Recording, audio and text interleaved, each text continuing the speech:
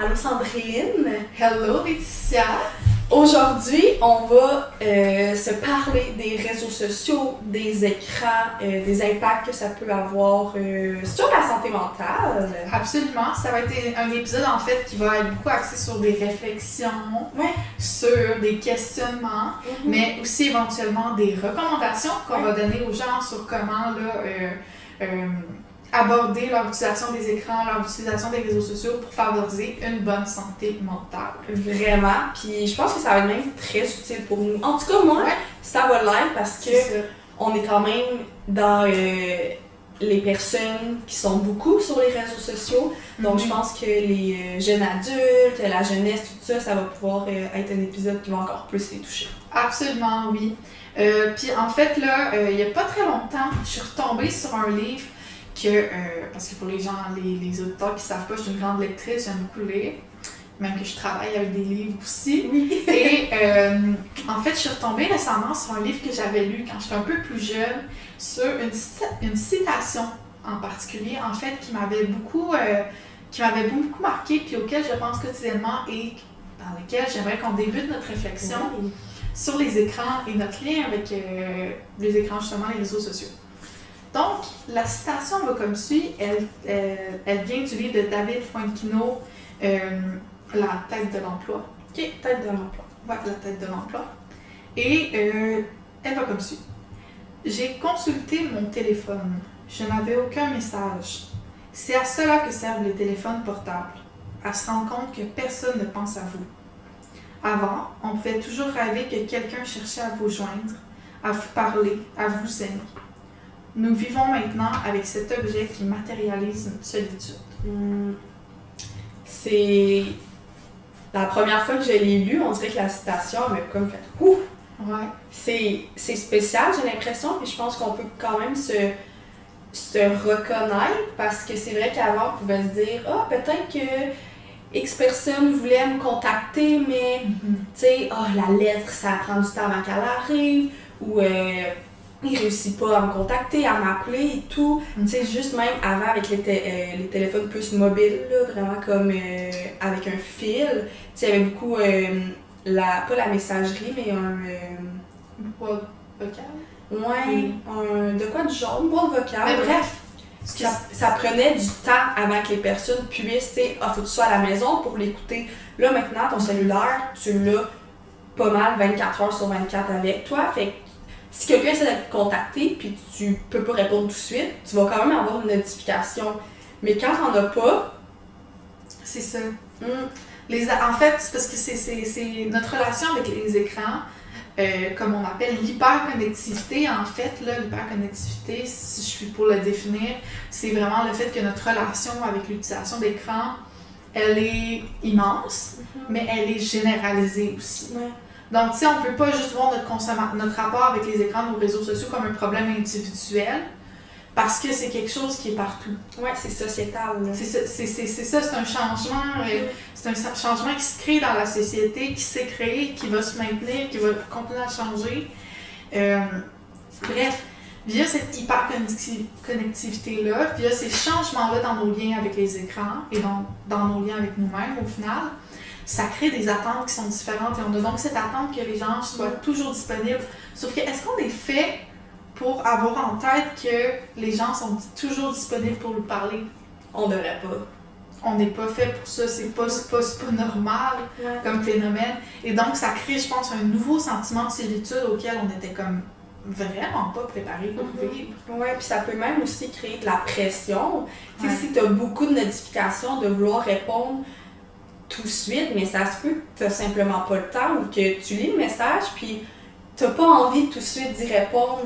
Fait que je pense que il peut vraiment avoir les deux côtés de la médaille de je me sens seule ou je sens qu'il y a beaucoup trop de personnes qui veulent me contacter puis j'ai besoin d'être seule.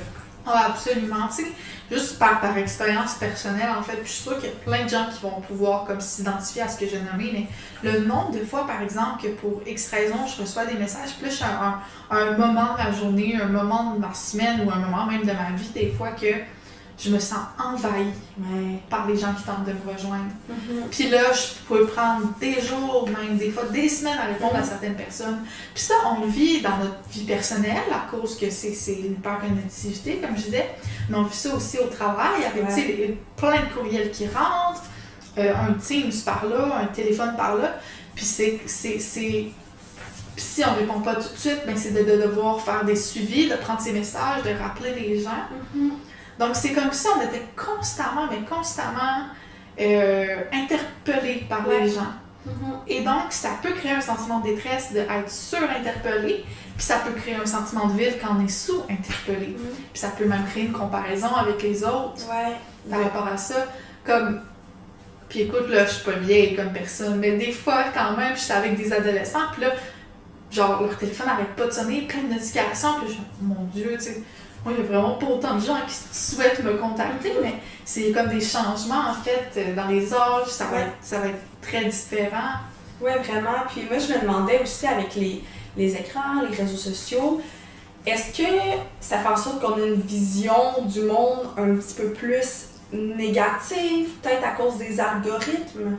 Oui, ben en fait, là, faut savoir, pas juste la question de l'algorithme, parce que même si l'algorithme est très pertinent, mais il faut savoir que comment ça fonctionne, c'est que c'est tout le temps comme une sorte un peu de question de marketing, de qu'est-ce qui va le plus aller chercher le regard des gens. Puis tout comme, mettons, à la TV, on sait que ce qui pogne le plus, c'est les nouvelles négatives. Ouais. Ça va être la même chose, mais sur tout type d'écran, sur tout type de réseaux sociaux. Donc, ça va créer une vision du monde qui manque de nuances, une vision du monde qui va manquer de positif aussi. Puis là, pas juste, on va savoir. Non seulement on va savoir les grosses nouvelles, comme par exemple dans le temps, tu sais, on voyait les nouvelles télévisuelles ou dans les journaux télévisés, mais là, on est constamment bombardé de ça. Ouais. Il n'y a pas de délimitation dans le temps que les nouvelles sont à 18h. Ouais, maintenant, C'est tout le temps. C'est toujours, puis j'ai l'impression, quand il y a des moments, par exemple, s'il y a des élections, on sait que là, c'est un moment qui va même avoir aussi le marketing des élections sur les réseaux sociaux. Donc, tu vas le voir encore plus comparativement à avant, et que tu voyais dans le journal, à la télévision, comme tu as dit, à 18h. Là, maintenant, tu peux prendre ta pause à ton travail simplement en étant sur ton cellulaire. Tu défiles, une vidéo de qu'est-ce qui s'est passé à Montréal, tu sais, tu vois tout en peu de temps. C'est ça, en peu de temps. Mm-hmm. Puis tu vois ce qui est souvent le plus sensationnel, tu te rappelles de ce qui est le plus marquant. Mm-hmm. Donc, pour toutes les raisons, ça fait en sorte que la vision que tu as du monde, puis en fait même aussi la vision que tu as de toi-même va être plus négative que ce qu'elle est vraiment. Elle va manquer de nuances. Ouais, puis c'est vrai aussi, tu sais, si je peux prendre comme exemple, s'il y a des personnes peut-être un peu plus jeunes qui écoutent ou des personnes qui suivent des créateurs de contenu, des influenceurs, que des fois tu vas te comparer à eux parce que qu'est-ce qu'ils vont montrer sur les réseaux sociaux, par exemple, je sais pas, leur cuisine. Mm-hmm. Ben ça se peut que leur cuisine, ça fait 2 heures qu'ils ont fait le ménage pour prendre la photo. C'est une mini parcelle de leurs 24 heures, puis ils vont choisir ce moment-là. Donc c'est certain que toi, si tu vois juste ce moment-là, tu vas te dire, ben c'est toujours comme ça. Et là, ok, ben moi, je suis pas capable de faire mon ménage, moi, tu sais, je suis pas productive. Et là, toute la comparaison, la compétition, la pression que tu peux recevoir. Donc, je pense que qu'est-ce qui est important de se dire, c'est que qu'est-ce qu'on voit sur les réseaux sociaux, c'est une parcelle de la réalité. Ouais. Tu sais, oui, ça va être leur réalité présentement, mais ça se peut qu'une heure après, ils aient fait plein de gâteaux, puis que ça soit rendu autant bordel que toi. Absolument. Puis là, tu donnes un exemple, c'est très imagé. Ouais, ben moi, j'aime avoir les images dans mais les c'est exemples. ça, il faut savoir que les gens, ils vont comme... Tu sais, quand on réfléchit, ça fait sens, on comprend, mais les gens vont montrer peut-être le 2% d'eux, puis ils vont montrer le meilleur, le 2 performance, C'est ça. les tentatives où ils réussissent. Le 2% qu'ils ont Tandis choisi. que toi, en tant qu'individu, ce que tu vas comparer, c'est ton 100%. C'est tes échecs, tu vas le comparer aux réussites qu'ils vont montrer. Ce que tu montres pas, puis en fait, puis même, on va tous contribuer à ça. Personne va montrer, bien, regardez comment ça va mal. Personne va montrer, par exemple, c'est un peu normal parce qu'en fait, quand on va manquer, par exemple, d'inhibition, quand on va tout montrer, ben ça se fait pas, ça va créer un peu un effet comme malsain de curiosité de le voir. Donc, tu sais, le message que j'essaie d'envoyer, c'est pas nécessairement montrer tout de vous sans aucune nuance. Non. S'il vous plaît, non. Ce que j'essaie de dire, c'est tellement important de développer un esprit critique par rapport à ce qu'on consomme en ligne. Ouais, ça, je pense que c'est le mot, pas le plus important, mais le mot central vraiment, d'avoir une vision critique de qu'est-ce qu'on voit sur les réseaux sociaux. Tu sais, on a donné comme exemple, tu peux avoir une mauvaise comme vision de toi ou plus négative. Si tu suis des personnes qui créent cette vision-là de toi négative, ben c'est dans ton pouvoir d'arrêter de suivre ces personnes-là ou de te poser la question, est-ce qu'ils me font plus de bien que de mal? Puis je pense que c'est ça qu'il faut apprendre parce que les réseaux sociaux, ça va prendre de plus en plus de place et je crois que si on est capable d'avoir une bonne utilisation, une utilisation saine, ça peut que nous aider, comme là avec le podcast, tu sais, c'est dans le sens qu'on ne dit pas ne soyez plus sur les réseaux sociaux parce que ça serait contradictoire avec nous qui a un podcast sur les réseaux sociaux, mais c'est de choisir qu'est-ce que tu écoutes et à quel moment. Oui, absolument. Puis c'est en fait, non seulement, puis si je reviens à la vision négative de soi, là, je veux juste le dire, la vision négative de soi, c'est pas juste quand on se tape sur la tête ou quand, par exemple, on se dit « je suis mauvais » ou « je réussis pas ». C'est pas juste ces pensées-là qui sont à très proprement parler négatives, très explicitement négatives. C'est aussi, en fait, les pensées qu'on va avoir qui vont être conditionnelles. Donc, par exemple, de se dire « je suis fière de moi quand je réussis ». Genre, je mérite, par exemple, je sais pas moi, là, je mérite de me trouver belle juste quand je suis un plan alimentaire particulier, ou etc., etc. Des fois, c'est dans le conditionnel qu'on va se faire violence et qu'on va avoir une vision négative de soi parce que de plus en plus, on peut peut-être l'observer. En fait, on en parle beaucoup ces temps-ci. Tu sais, la présence sur les réseaux sociaux, par exemple, de tout ce qui est comme... ce qui peut s'apparenter à du contenu motivationnel, en quelque sorte. Que ce soit, t'es capable, tu sais, il n'y a pas d'excuses pour pas aller au gym, par exemple, pas d'excuses pour... Tu sais, je te donne des gros exemples parce que c'est ça qu'on entend beaucoup parler ces temps-ci. Puis, est-ce que ça marche pour certaines personnes dans certains contextes, je dirais? Ouais, puis pas à long terme. Pas toujours à long terme. Parce qu'en fait, ça crée, je pense, des pensées qui, elles, vont être conditionnelles. J'ai une valeur, je réussis quand je fais telle action, quand je respecte telle règle, quand je réussis... Ça crée des schémas de pensée. Ça crée des schémas de pensée. Puis en fait, en créant ces règles-là, moindrement que tu ne les respectes pas pour n'importe quelle raison, là, ben tu vas te sentir plus coupable, tu vas te sentir plus honteux et souvent tu vas déroger de cette règle-là que tu t'étais fixée, mais plutôt que de la déroger un petit peu, tu vas la déroger beaucoup. Parce que tu te dis, bon ben après je retourne dans la restriction. Fait qu'après j'ai plus le droit de déroger de cette règle-là. Donc c'est pour ça en fait que l'esprit critique est pertinent à avoir, pas juste face aux commentaires négatifs, pas juste face aux mauvaises nouvelles, mais aussi pour ce qui est d'apparence positive. Si ça crée des pensées qui sont conditionnelles, il y a un risque. Oui, vraiment. Ben, j'aime ça l'exemple que tu as donné. Je pense que c'est vraiment d'actualité, comme on dit. Puis aussi, tu sais, une autre chose que je voulais qu'on parle, c'est que souvent sur les réseaux sociaux, j'ai vraiment tassé la table avec mon pied. Et j'espère que ça n'a pas fait de bruit.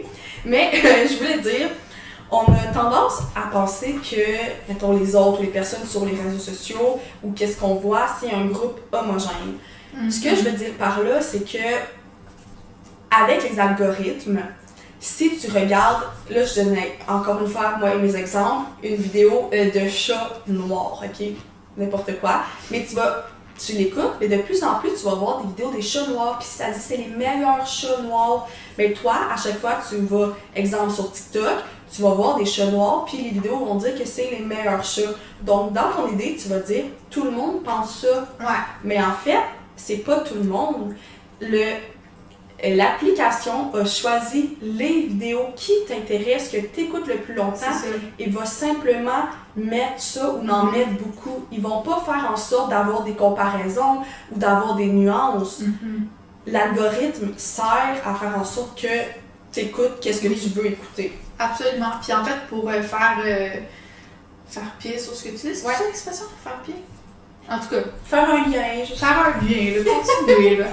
Il y a le terme un Internet Pipeline, que c'est justement Internet ça. Pipeline? Oui. J'ai jamais entendu ça. T'as jamais entendu ça? Non. Quand j'ai moi des commentaires, si je me trompe dans le terme, ça se peut que ça soit un autre terme, parce que j'ai vraiment fait des recherches poussées, mais bref, c'est le concept selon lequel justement, non seulement l'algorithme va nous montrer quelque chose qui correspond à ce qu'on pense déjà, ou ce qu'on consomme déjà comme contenu, mais il va y aller de plus en plus extrême, puis de manière assez subtile pour qu'on s'en rende pas compte. Donc par exemple, si tu as d'emblée une idée politique, t'es plus de gauche, plus de droite, peu importe, ben progressivement, ce que ça va te montrer, c'est des trucs qui vont dans cette direction-là, mais toujours un petit peu plus loin.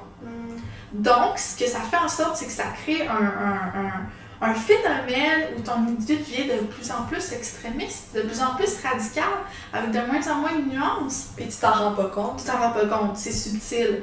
Puis c'est pour ça quand on dit l'esprit critique, c'est à faire attention aussi, parce que oui, il faut avoir un esprit critique sur le contenu que tu vois individuellement, les impacts que ça a sur toi comme personne, mais aussi, ok, mais le contenu global, qu'est-ce que ça t'apporte comme état d'être puis comme personne en fait? Comment qu'est-ce que ça te développe chez toi? De faire un petit peu plus une vision, de prendre un pas de recul puis de regarder, de faire une vision globale des contenus que tu observes. C'est ça, absolument. Te questionner de comme, est-ce que, par exemple, une question qu'on pourrait se poser, est-ce que j'ai des opinions qui ont été modifiées par ma consommation de réseaux sociaux, par ma consommation d'écran? Puis, est-ce que ces opinions-là auraient été différentes sans justement cette consommation-là d'écran? Est-ce qu'elle aurait été plus nuancée si je m'en étais éloignée un peu, par exemple? Je pense que c'est des bonnes questions à se poser, puis c'est quand même, ça demande pas trop, oui ça demande une réflexion, mais tu n'as pas besoin de prendre comme 4 heures de ta journée pour réfléchir à ça. Je pense, juste toi tu me posais la question, puis là j'avais des idées en tête, j'étais comme, mais peut-être qu'à ce moment-là, c'est vrai que les réseaux sociaux m'ont un peu donné une vision, exemple, du travail.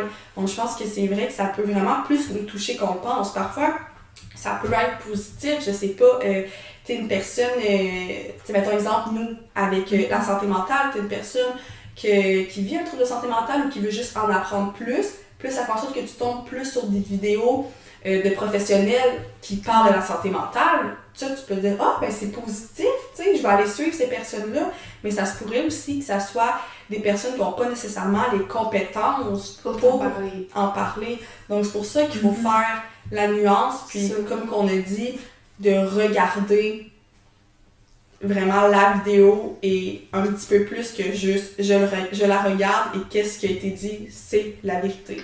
Absolument, absolument, c'est ça. C'est toujours comme se questionner, puis on l'a mentionné au premier épisode, mais comme je le disais dans le temps, un bon intervenant va accepter que tu remettes en question ce qu'ils disent ou ce qu'il fait comme intervention, si c'est respectueux. Mais en règle générale, un bon contenu, quelqu'un qui exprime un fait ou peu importe là, sur les réseaux sociaux, devrait, si tu le questionnes de manière respectueuse, bien le prendre. Puis s'il est sur la défensive, ok, là, peut-être ça peut te sonner une cloche. Faire des petits red flags, comme on dit. Oui, des petits red flags, comme on dit. Puis, c'est ça. Puis d'ailleurs, si on retombe en fait sur les impacts qui peuvent être associés à une consommation d'écran, c'est sûr qu'on a aussi des impacts qui sont comme plus larges sur la santé mentale. Donc, par exemple, augmenter le niveau d'anxiété, augmenter la dépression ou même les symptômes dépressifs.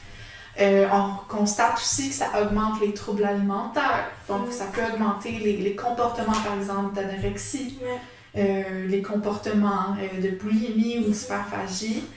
Ça peut même augmenter, en fait, les pensées et les comportements suicidaires. Donc, tu sais, ça a beaucoup d'impact sur la santé mentale. individuelle. C'est sûr que comme on le dit, on ne veut pas non plus tomber dans tout le négatif. Ouais. Les réseaux sociaux permettent quand même un nouveau partage des informations sur la santé mentale. Ça peut apporter du positif par rapport à ça, comme on essaie de le faire via le podcast. Oui, vraiment. Puis tu sais, un autre aussi que j'ai pensé qui est peut-être un petit peu plus négatif des réseaux sociaux aussi, le sommeil. Oui. Tu sais, ben, en fait, c'est pas juste des réseaux sociaux, c'est de ton écran que ça fait vraiment en sorte que ça, pas allume, mais stimule ton système nerveux. Donc, c'est certain que si ça fait 2 heures que tu es sur ton téléphone avant de te coucher avec l'écran proche comme ça, bien, ça se peut que ça nuise à ton sommeil. Puis, parfois, qu'est-ce qui est intéressant par rapport à ça, c'est de savoir que peut-être que tu le réalises pas, peut-être que tu t'endors pareil aussi rapidement, mais ça se peut que ton sommeil soit moins, je veux pas dire le mot productif, mais que ça soit un moins bon sommeil et que tu te réveilles plus endormi. Mais aussi, qu'est-ce qui peut être positif, c'est que tu peux aller voir des podcasts sur le sommeil qui ont été faits avec des experts par rapport à ça. Donc, je pense que des fois, qu'est-ce qui peut nous nuire, on peut peut-être essayer de trouver le positif là-dedans. Oui, c'est ça, absolument. Puis comme de l'observer, en fait. Par exemple, d'emblée, je pense que je recommande à tout le monde qui commence à se questionner sur les impacts des réseaux sociaux ou des écrans sur sa santé mentale, de se dire, OK, est-ce que tu serais partant, éventuellement, d'essayer comme un certain laps de temps sans écran? Ou de créer une limitation pendant un certain laps de temps, puis comme ça, vision comme un chercheur, là, tu peux comparer à ce qu'il y a eu des changements. Est-ce que tu as remarqué des changements sur ton bien-être, sur tes habitudes de vie, puis tout ça? Puis par rapport à... Après, ça peut peut-être te donner des réponses qui vont être des pistes de motivation pour la suite des choses. Si tu te rends compte, par exemple, que comme... Oh mon Dieu, en fait, je vais parler de moi là-dedans, là, parce que des fois, je le faisais, mettons, peut-être une fois par année, j'enlevais tous mes réseaux sociaux, je gardais juste mes applications de messagerie. J'enlevais tous mes réseaux sociaux pendant peut-être un mois et demi. Puis, ce que j'ai remarqué, c'est que je gardais comme le réflexe d'aller là où l'application était avant. Puis comme, super rapidement, sans même y réfléchir. Puis là, je suis là, oh, OK, tu sais, dans le sens que je réalisais à quel point c'était comme devenu un automatisme. Mais ça, c'est toutes des choses que j'aurais pas pu nécessairement savoir si j'avais pas essayé cet exercice-là ou si je m'étais pas questionnée sur ma consommation de réseaux sociaux, par exemple. Dans le fond, c'est un peu d'observer notre consommation, puis d'être dans le non-jugement en se disant que c'est normal, mais c'est rendu un peu une habitude d'être sur les réseaux, sur les écrans. On en parle en ce moment, puis on est nous aussi, puis moi-même, j'ai bien beau être une intervenante et avoir pas ces compétences-là, mais ces informations-là en tête. C'est vrai que des fois, je vais prendre mon sel avant de me coucher, puis que ça va peut-être nuire à mon sommeil, mais juste d'observer nos comportements sans se taper sa tête, puis juste de dire, OK, c'est ça qui se passe, qu'est-ce que je peux faire pour m'améliorer, mais sans avoir de jugement. Je pense que le but, c'est pas de se juger déjà, je pense qu'on le fait déjà assez beaucoup dans notre vie en général, donc de s'enlever cette pression-là, puis de se dire, comme un peu te dit, je fais un test scientifique, puis tu le rends un peu plus plaisant, tu sais, si toi, écrire, je sais pas, sur une feuille, pas tes résultats, mais un peu, lundi, j'ai été moins sur mon sel, comment je me suis sentie, blablabla, je pense que ça peut aussi donner une vision globale. Oui, c'est ça. En fait, tu as rajouté de nouvelles informations par rapport à ton fonctionnement, puis ce lien-là qui se crée. Puis en fait, souvent, ce qui arrive quand les gens vont pour demander de l'aide, puis ça, je parle en règle générale, là, pas juste via notre relation avec les écrans et les réseaux sociaux, les gens vont être dans une situation de crise quand ils vont demander de l'aide. Fait que c'est quand la problématique qu'ils vont vivre va devenir très aiguë, avec des impacts sur leur vie, sur leur fonctionnement qui va leur sembler très envahissant, très explicite. Sauf que ce que ça fait, c'est qu'on n'est pas obligé de se rendre là pour vouloir aller mieux puis vouloir s'améliorer. Puis je pense que c'est d'ailleurs un des buts du podcast, c'est qu'on ne s'adresse pas juste à quelqu'un qui est en crise. On s'adresse aussi à n'importe qui, en fait, qui se dit « Ah, je peux peut-être mettre des améliorations dans mon quotidien pour peut-être fonctionner un peu mieux. » un peu plus heureux, puis un peu plus facilement. Ouais. Puis des fois, ça passe par juste se poser ces petites questions-là de temps en temps, de, ben ok, tu sais, est-ce que je juge que ma consommation d'écran me nuit? Est-ce que je juge qu'elle peut être améliorée? Est-ce que je juge que... est acceptable est acceptable? Ouais. Tu sais, il y a toutes ces questions-là là, qu'on peut se poser, puis des pistes de réflexion qui sont pertinentes à avoir. Ouais. Puis là, j'avais envie, on a parlé un peu, ben là, on a parlé des impacts, plus sur la santé mentale, mais des besoins répondus. Parce que si on prend nos écrans, on est dessus, c'est parce qu'il y a un besoin derrière ça. Et je pense que des fois, on oublie qu'il y a un besoin. Donc, si tu connais pas ton besoin, comment tu veux modifier ta consommation si tu sais pas pourquoi tu le fais? Très, très, très bon point. Puis on parlait de piste de réflexion, justement, ben ça nourrit une piste de réflexion, mais il y a en fait différentes raisons, différents besoins qu'on a de répondre. Puis je dirais peut-être qu'un que j'arriverais à identifier comme ça, c'est peut-être celui d'un échappatoire. Tu sais, on se tente d'échapper à l'ennui, on tente d'échapper à du stress, on tente... Parce que c'est ça, c'est comme c'est une stimulation, mais passive. Ouais. Tu consommes, puis ça t'empêche de réfléchir. Puis c'est bon qu'est-ce que tu dis, parce que c'est vrai que des fois on se dit je vais aller relaxer en étant sur mon cellulaire, parce que t'as cette impression-là, tu sais, t'es assis, t'es plus relax, mais ton cerveau, il continue par... Bien évidemment, ton cerveau continue toujours à réfléchir, mais encore plus quand tu es sur un cellulaire, même si tu penses pas que tu le fais. Ça. Donc je pense que le mot passif, il est vraiment pertinent parce que des fois, on le réalise pas. Puis moi, des fois, je me dis, hey, tu sais, je vais like juste 5 minutes, juste pour me changer les idées. Puis, je pars sur des vidéos et les fameux algorithmes me font en sorte que je suis rendue super loin. Puis là, je regarde, c'est parce que ça fait 20 minutes, je voulais juste prendre un petit 5 minutes. Donc aussi, c'est qu'on peut perdre la notion du temps. Puis, c'est ça, on perd la notion du temps par rapport à ça. Puis en fait, tu sais, quand j'ai stimulation passive, je parle spécifiquement, par exemple, de consommer peut-être plus des réseaux sociaux, actifs, mettons, pas nécessairement de la personne qui produit le contenu, mais c'est plutôt la personne qui le consomme. On s'entend que via les écrans, tu peux faire tout plein de choses. Tu peux écrire, tu peux faire de la création, tu peux échanger, tu peux jouer à des jeux vidéo. Tu sais, dans le sens que la palette est très, très large.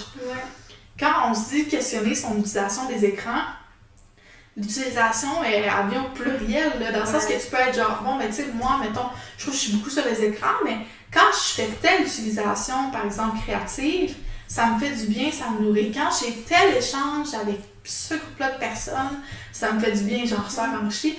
Versus quand j'ai, par exemple, justement, du scrolling, tu sais, que t'es sur ton je sais pas, moi, tu regardes juste tes publications Instagram, par exemple, là, je suis comme, oh, tu sais, je me sens pas nécessairement enrichie, je me sens pas nécessairement mieux quand je le fais ou après. Fait que, tu sais, on peut fragmenter puis tout nuancer c'est quoi les utilisations qui nous font du bien ou qui nous font moins du bien.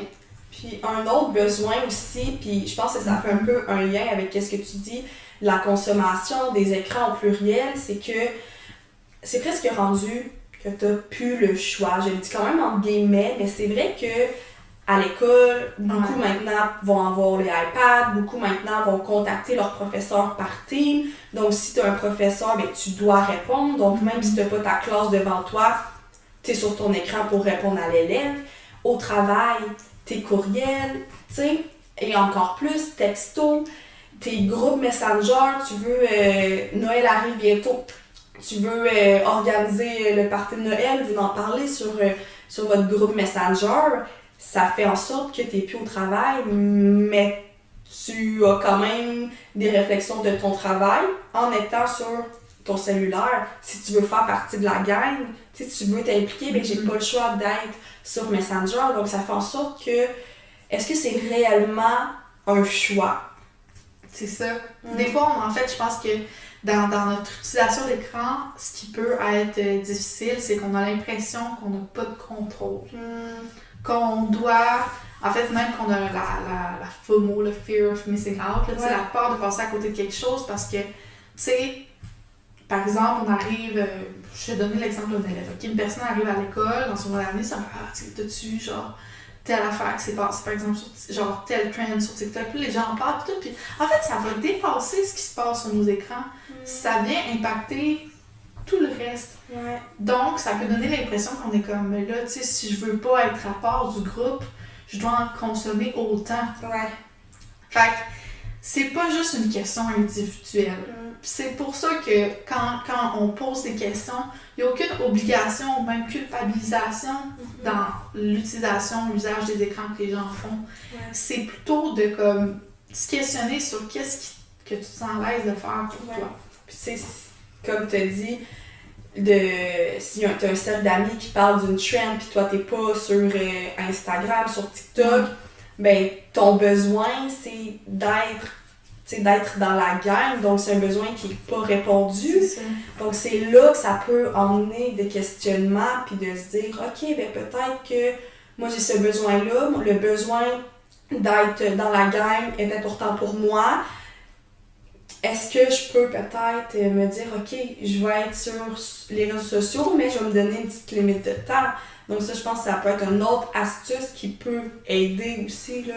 Ben oui, c'est ça, absolument. Puis en fait, comme tu sais, dans le nom réseau social, ben, ça peut avoir l'air d'être quelque chose qui nourrit un besoin social. Mais est-ce que ça nourrit complètement? Tu sais, est-ce que tu te sens autant... Puis là, c'est pas une question de piège, vraiment la réponse peut être n'importe quoi, ça, mais... Tu sais, ça se peut que tu réalises que, bon, tu sais, une soirée, mettons, à texter, genre, ou à écrire des messages à un de tes amis ou à un groupe d'amis, tu te dises, hey, c'est pas autant... Je me sens pas autant bien après. J'ai pas l'impression que mon besoin social est autant complet que si je passe du temps, mettons, en présentiel avec eux. Ouais. Ou, à la limite, tu sais, dans, je sais pas moi, dans un groupe Discord où on est tous comme en train de jouer au même jeu vidéo pis tout ça. Tu sais, il y a différents niveaux de satisfaction du besoin.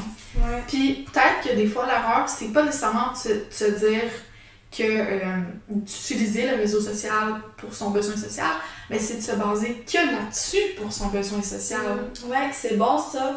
Puis je pense le fait de ne pas se baser juste sur ça, c'est ça qu'on veut démontrer parce que oui, tu peux faire des nouvelles rencontres, oui, tu peux... je sais qu'il y a des personnes, par exemple, qui vivent des deuils, qui vont participer à des deuils, mettons, pour parents. Donc, t'es un parent, t'as perdu un enfant pour X raison, tu peux te retrouver avec d'autres personnes sur les réseaux sociaux que t'aurais pas nécessairement pu avoir, t'es dans une petite ville, il y en a pas beaucoup qui vivent ça, donc à ce moment-là, ça répond à ton besoin. Mais peut-être que tu as quand même le besoin de faire un souper avec tes proches et d'être en présentiel. Donc, c'est vraiment de voir c'est quoi tes besoins en général et qu'est-ce qui peut être comblé par ça sainement, qui te fait du bien, et qu'est-ce qui l'est moins. C'est ça, comme tu sais, quand tu fais la balance, mettons, est-ce que ça répond suffisamment à ton besoin? Ou est-ce qu'il y a besoin d'autres choses pour répondre à ce besoin-là? Puis, est-ce que ça répond à ton besoin autant que ce que ça crée peut-être des risques ou des problématiques? Ouais. Puis, tu sais, c'est questionner notre relation là-dedans, Vraiment. pour comme vouloir qu'elle s'améliore au final. Vraiment, tu sais, moi, j'aime beaucoup, moi je fais de la course, puis j'aime beaucoup écouter des personnes qui courent parce que je trouve que ça m'encourage, ou des professionnels et tout.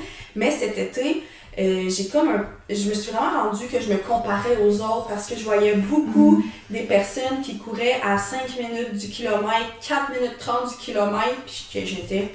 Ils disent que ça fait 1 mois qu'ils viennent de commencer à courir, puis ils courent si rapidement. Puis moi, je me disais, ça fait 1 an, je me comparais. Oui, c'est ça. Mais c'est parce que là, moi, si j'ai un peu comme, je regardais des vidéos de ça. Fait que là, j'en écoutais, c'était de pire en pire. Puis à un moment donné, je suis allée rechercher vraiment professionnels de course. Et là, c'était rendu vraiment des vidéos qui donnaient des bonnes techniques de course. Qu'est-ce que tu peux faire pour améliorer tes courses d'une bonne manière par des kinésiologues ou par des spécialistes qui ont vraiment étudié là-dedans. Donc là, ça a tout changé mon contenu et ça a répondu à mon besoin que oui, je vais avoir de l'information sur la course, mais maintenant, ça me fait du bien comparativement à avant que ça me nuisait. C'est ça. Pourtant, on pourrait penser que c'est le même contenu que tu as consommé parce que c'est la même thématique, mais non. Ouais. Tu sais, c'est ça, tu t'es questionné sur l'impact que ça avait sur toi. Ouais. Puis en fonction des réponses que tu as trouvées face à ces questionnements-là, tu as disons, réorienter ce que tu faisais pour que ça réponde mieux à ton besoin. Oui, exactement. Puis c'est même après une discussion avec une de mes amies que là, je me suis dit, hey, tu sais, ça me crée du stress, je me comporte beaucoup. Puis là, elle me dit, ah, ben, tu pourrais peut-être, tu sais, arrêter de regarder cette sorte de vidéo-là. Donc, c'est là que j'ai fait l'introspection, comme on parle depuis tantôt. Puis c'est de se dire, OK, tu sais, j'ai vécu de la comparaison. OK, peut-être que c'était pas le plus sain qu'est-ce que je faisais de regarder ces vidéos-là, mais maintenant j'en ai trouvé des meilleures, puis ça répond plus à mes besoins. Donc c'est correct, tu sais, de pas, comme j'ai dit, je me suis pas tapé sa tête sur ça. Puis là, je vois que, ben j'ai trouvé une utilisation qui me fait du bien. Oui, absolument, absolument. Ben aussi, en fait, là, ben, je sais pas si t'étais prête à ce qu'on change de catégorie. Oui, j'étais prête parce que le mot, je sais pas comment le prononcer. Pensée dichotomique. Dichotomique, ok. Ouais. Je me demandais comment le prononcer, donc je me suis dit, je vais attendre que Sandrine à l'introduise. En fait, là, c'est un autre phénomène qu'à travers les réseaux sociaux, ça peut augmenter. En fait, ça a un lien avec les pensées dichotomiques. Définition de pensée dichotomique maintenant. Les pensées dichotomiques, c'est quand on voit tout en noir, tout en blanc. C'est quand on manque de nuances. Donc, ça crée des extrêmes, de la radicalisation. Puis, notre consommation de réseaux sociaux puis d'écran, ben, en fait, surtout les réseaux sociaux, a quand même un certain lien puis un certain impact sur le fait qu'on va penser de manière dichotomique. Puis, en fait, les pensées dichotomiques, donc pensées sans nuance, peut occasionner donc plus de détresse. Ça peut occasionner aussi plus d'hostilité. On a l'impression qu'on est plus séparé des autres parce qu'on pense différemment. Mais c'est pas qu'on pense différemment, c'est qu'on voit ce qui nous sépare d'eux et non ce qui nous lie à eux, par exemple. Ouais. Puis un peu, qu'est-ce que tu viens de nommer, on voit qu'est-ce qui nous sépare d'eux et non qu'est-ce qui nous lie. Je pense aussi aux générations. Du fait que les plus jeunes sont sur les écrans, ils suivent les trends. T'es un parent, ou même nous, personnes de 20 ans et plus, qu'on est quand même dans l'âge des réseaux sociaux, mais je vois quand même une différence dans ma génération et les 20 ans et moins. Donc, je peux me dire, hey, ça fait pas deux guerres, mais tu sais, ça fait un clash. Et là, ça peut faire en sorte qu'il y a des stigmas. Les personnes âgées sont pas capables d'être sur les réseaux sociaux. Nos parents, ils peuvent pas nous aider, ils peuvent pas nous comprendre, ils ont pas vu qu'est-ce qui s'est passé sur Facebook. Tu sais, ça peut vraiment faire en sorte que, comme tu as dit, tu vois le noir ou blanc, mais tu vois pas qu'est-ce qui pourrait nous lier. Oui, tu vois pas les ressemblances qu'il peut avoir parce que tu vois juste le noir. C'est ça. Puis en fait, souvent, les réseaux sociaux vont être axés, oui, sur l'information, mais sur les opinions aussi. Opinions, ouais. C'est à travers nos opinions, des fois, qu'on a l'impression qu'on creuse un fossé entre nous et d'autres personnes. Puis, c'est pertinent d'avoir des opinions, c'est bien. Tu sais, je vais pas diaboliser ça non plus, mais je pense que ça nous éloigne quand même de notre côté humain, de nos ressemblances.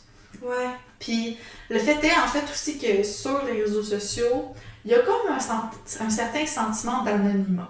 Puis là, quand je parle d'anonymat, je parle pas du fait que comme tu utilises un faux nom puis tu mets pas tes vraies informations. Le sentiment d'anonymat peut être plus subtil que ça. Tu sais, par exemple, quand on est sur la route, quand on est en voiture, ok? Ouais. Puis que là, par exemple, quelqu'un fait une manœuvre que tu juges inadéquate. Puis que tu vas le klaxonner puis tu vas être dans la rage au volant, par exemple. Ce que tu klaxonnes, c'est pas une personne, c'est un conducteur, c'est une voiture. C'est pas la même chose. C'est comme, on dirait que c'est sur une échelle entre l'anonymat puis l'humanité, en fait, qui nous permet de ressentir plus d'émotions négatives envers l'autre. Ouais. C'est la même affaire en ligne. T'as pas l'impression nécessairement de parler à d'autres personnes. Tu parles pas, mettons, je sais pas moi, Mathieu, homme de 28 ans, qui a 2 enfants, qui a des petites faussettes quand il rit, là. Tu sais, tu parles pas à quelqu'un que tu humanises, tu parles à un profil. Ouais. Puis tu parles à quelqu'un qui a une opinion. Fait que ça fait en sorte qu'on va, dans nos interactions, on va être moins humain. Ouais. Naturellement, parce qu'on va moins humaniser l'autre. C'est vrai que, tu sais, des fois, ça peut être vraiment le vrai nom de la personne et tout, puis c'est simplement tu vas l'écrire, mais si t'es rendu en présence, ben peut-être que t'aurais pas dit ce commentaire-là. C'est ça. Et donc, ce que tu vas lire aussi va suivre ces mêmes règles-là. Ce que tu vas lire, par exemple, comme commentaire, ça va venir de la part d'une personne qui, mettons que tu l'interpelles, cette personne-là. Puis souvent, ça revient chez par exemple, les personnalités publiques qui reçoivent beaucoup de commentaires négatifs, haineux, même de trolls, en fait, qu'on dit des fois. Une fois qu'ils interpellent ces gens-là, leur idée se calme beaucoup, puis là, deviennent respectueux. C'est très rare qu'ils se maintiennent dans leur niveau de violence de commentaires, par exemple. Ou même des fois, s'ils se maintiennent, ça va être encore parce qu'ils vont être sur l'écran. C'est pas s'ils se rendent compte de face à face. Ah oui, face à face, ça serait complètement différent. Parce que ce qui permet le niveau d'agressivité ou ce qui permet en fait que ce commentaire-là existe, c'est la distance qui est ressentie entre la personne qui l'émet et la personne qui le reçoit. Ouais. Souvent, tu sais, puis par exemple, c'est pour ça on va voir entre autres, on va avoir l'impression qu'il y aura plus de commentaires négatifs sous des personnes qu'on juge inaccessibles comme des célébrités ou des personnalités publiques. Ouais. Puis je pense qu'on peut vraiment le voir, tu sais, juste tu regardes une publication d'un chanteur, il va avoir extrêmement de commentaires négatifs. C'est ça. Oui, il peut en avoir des positifs, mais souvent aussi, qu'est-ce qu'on va remarquer, c'est les commentaires négatifs. Ça. On dirait en fait que il va y avoir, pour se rapporter à la pensée dichotomique, il va y avoir un extrême. Les commentaires positifs, on dirait qu'ils vont être dans l'idéalisation, donc très très très positif. Ce que tu fais a changé ma vie, t'es parfait. En fait, là, de base, il y a je ne me rappelle plus exactement le nom de ce biais cognitif-là, mais c'est vrai qu'on va avoir tendance à surestimer la discrimination vécue. Par exemple, les études sont venues explorer ça, puis ils ont trouvé, par exemple, que tu demandes à quelqu'un, on va prendre un phénomène qui va nous toucher, là, pour pas parler de quelque chose qui nous touche moins, mais par exemple, on demande à une femme, tu penses que c'est quoi en règle générale le niveau d'actes misogynes qu'une femme subit en moyenne?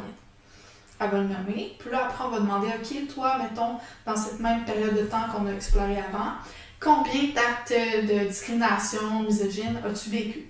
Puis la différence entre les deux va être assez forte. Souvent, on va vraiment surestimer la quantité de discrimination, puis c'est pas pour invalider. Au contraire, elle est très, très, très valide, puis il faut lutter contre cette discrimination-là. Mais je pense vraiment que via les réseaux sociaux, puisqu'on est exposé également à la discrimination que vivent d'autres personnes dans notre catégorie ou dans cette catégorie-là, ça fait en sorte qu'on peut avoir tendance à la surestimer. Et ce qui vient jouer, en fait, quand on parlait qu'on avait une tendance plus négative du monde, ça peut amener, nous, à avoir une vision plus négative du monde également. Ouais. Puis le fait que tu parles d'une vision plus négative du monde, c'est sans parler des situations qui se passent sur les réseaux présentement. Mais moi, j'ai vu beaucoup de vidéos au niveau politique, au niveau des phénomènes sociétals qui se passent et tout. Puis ça m'a créé beaucoup de stress. Je me couchais le soir et j'étais, c'est quoi qui se passe dans notre monde? Et ça se peut que, aussi le fait que je regardais ça, ben c'est ça que mes algorithmes mettaient. Je le voyais sur Instagram, sur TikTok, sur Facebook. Je voyais simplement ça et oui, c'est de l'importance de parler de toutes les difficultés, ben pas difficultés, mais situations problématiques qu'il y a dans le monde. Mais je pense qu'il faut aussi se dire que c'est seulement ça que tu vois présentement. C'est ça. Genre, oui, c'est bien d'avoir une conscience citoyenne, puis d'être impliqué, puis de se renseigner, puis tout ça, je ne dis pas le contraire. Mais si ça t'affecte un peu, ou un peu trop, c'est correct si tu décides de prendre une distance avec ces informations-là. Ouais, exactement. Puis là, tu sais, il y a par rapport à des situations politiques qu'on nommera pas, mais on voit quand même beaucoup de contenu que c'est, tu sais, genre, ne passez pas cette vidéo, regardez-la, sinon ça veut dire que vous êtes cruel, que vous y intéressez pas, sinon vous maintenez le problème de pas en faire assez, puis c'est des discours qui sont, même si ça part d'une très bonne intention, qui sont très culpabilisants, puis c'est dur de comme... C'est pas tout le monde, il y en a qui ont une sensibilité qui leur permet pas d'être exposés à autant de contenu difficile comme ça. Puis c'est pas une question de pas vouloir avoir une conscience citoyenne, de pas vouloir s'impliquer, c'est que est-ce que c'est vraiment une bonne implication si tu t'épuises et te blesses dans le processus? Ouais.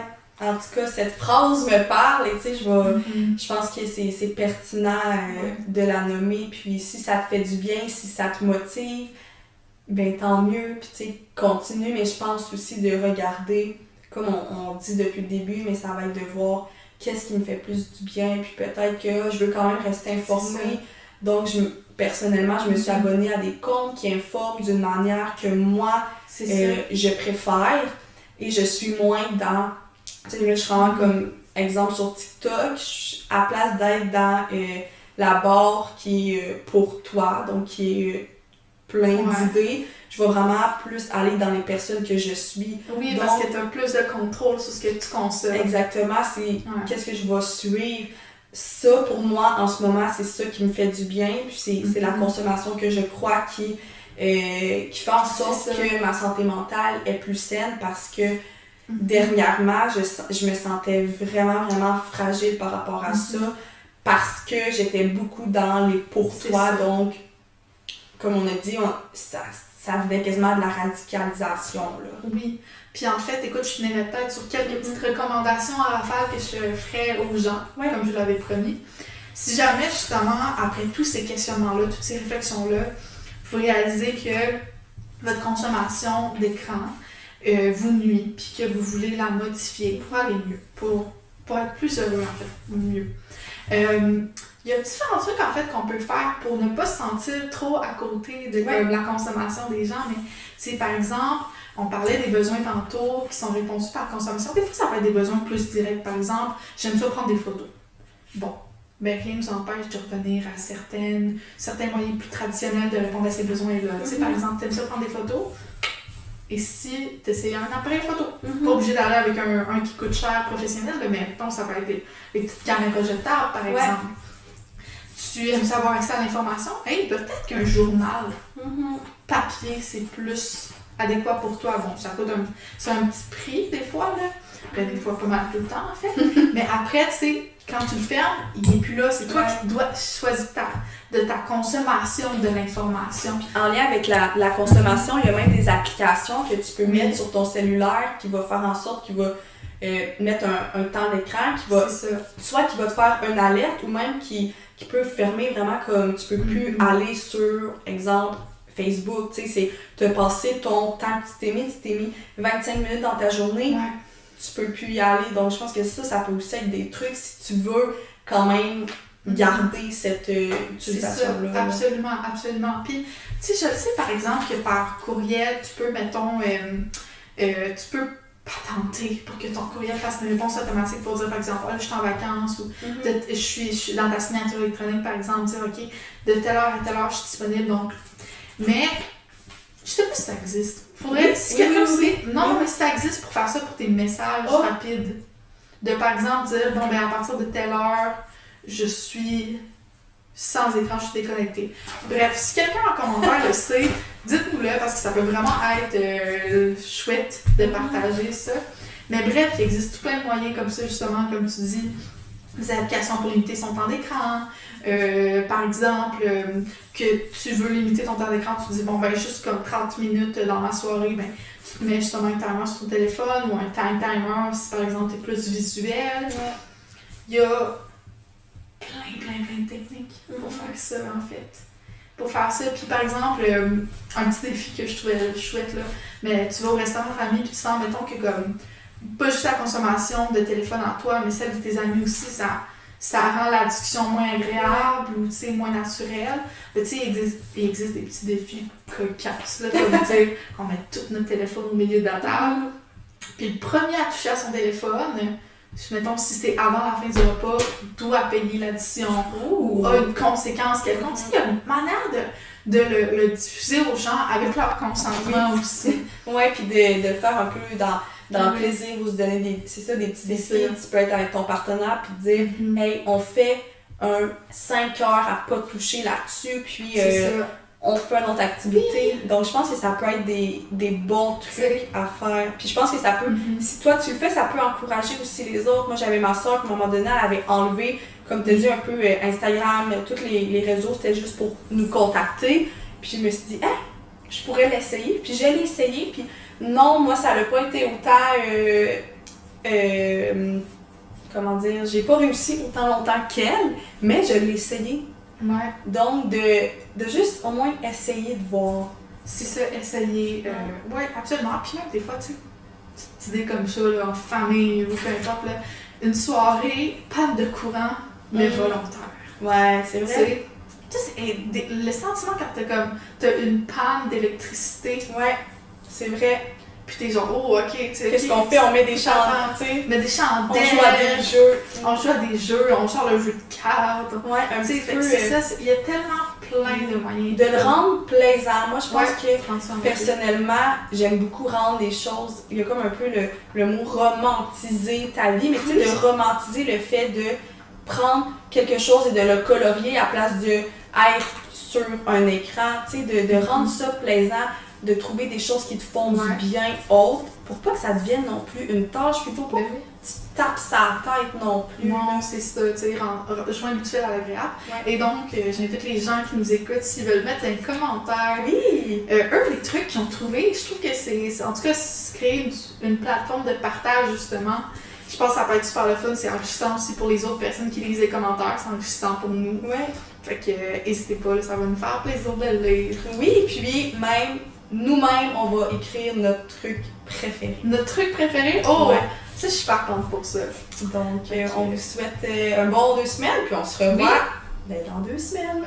Ben non!